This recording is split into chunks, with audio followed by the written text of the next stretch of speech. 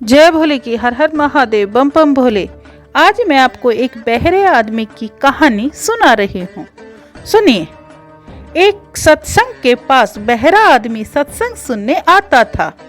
उसके कान तो थे पर वे नाड़ियों से जुड़े नहीं थे, यानी एकदम बहरा, एक शब्द भी नहीं सुन सकता था। किसी ने सत्संग से कहा, बाबा जी, वह जो वृद्ध बैठे हैं वह कथा सुनते सुनते हंसते तो हैं, पर है वह बहरे।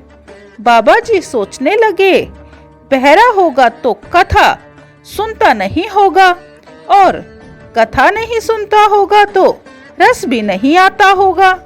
रस नहीं आता होगा तो यहाँ बैठना भी व्यर्थ है, उठकर चले जाना चाहिए। यह जाता भी नहीं है। बाबा जी ने इशारे से उस वृद्ध को अपने पास बुला लिया। सेवक से कागज कलम मंगवाया और लिख कर पूछा, तुम सत्संग में क्यों आते हो?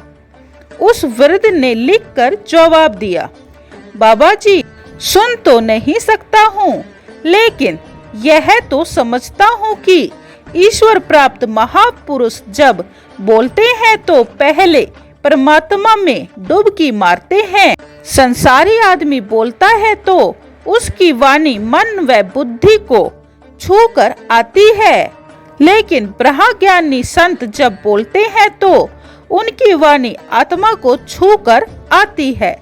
मैं आपकी अमृत वाणी तो नहीं सुन पाता हूँ, पर आपकी वाणी मेरे शरीर को स्पर्श करती है।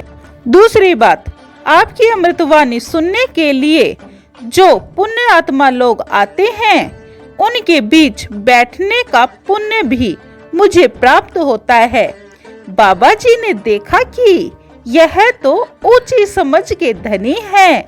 उन्होंने कहा, मैं यह जानना चाहता हूँ कि आप रोज सत्संग में समय पर पहुँच जाते हैं और आगे बैठते हैं, ऐसा क्यों? उस वृद्ध ने लिखकर जवाब दिया, मैं परिवार में सबसे बड़ा हूँ। बड़े जैसा करते हैं वैसा ही छोटे भी करते हैं। मैं सत्संग में आने लगा तो मेरा बड़ा लड़का भी इधर आने लगा। शुरुआत में कभी कभी मैं बहाना बनाकर उसे ले आता था। मैं उसे ले आया तो वह अपनी पत्नी को भी यहाँ ले आया, पत्नी बच्चों को ले आई।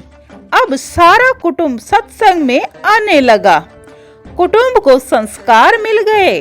ब्रह्मचर्चा आत्मज्ञान का सत्संग ऐसा है कि यह समझ में नहीं आए तो क्या, सुनाई नहीं देता हो तो भी इसमें शामिल होने मात्र से इतना पुण्य होता है कि व्यक्ति के जन्म जन्मों के पाप नष्ट होने लगते हैं, पूरे परिवार का कल्याण होने लगता है। फिर जो व्यक्ति श्रद्धा एवं एकाग्रता पूर्वक सुनकर इसका मनन करे, उसके परम कल्याण में संशय ही क्या है। देखिए, जब वह बहरा होकर भी इतनी अच्छी बातें सोच सकता है तो हम लोगों को तो भगवान ने बहुत सारी अनमोल चीजें दी हैं। हमें तो भगवान ने हाथ पैर मुंह सब कुछ बहुत अच्छा दिया है। अगर हम मानव शरीर होते हुए भी भगवान का भजन नहीं कर सके तो इस मानव शरीर का क्या फायदा। बोलिए जय भोले की हर हर महादेव बम बम भोले।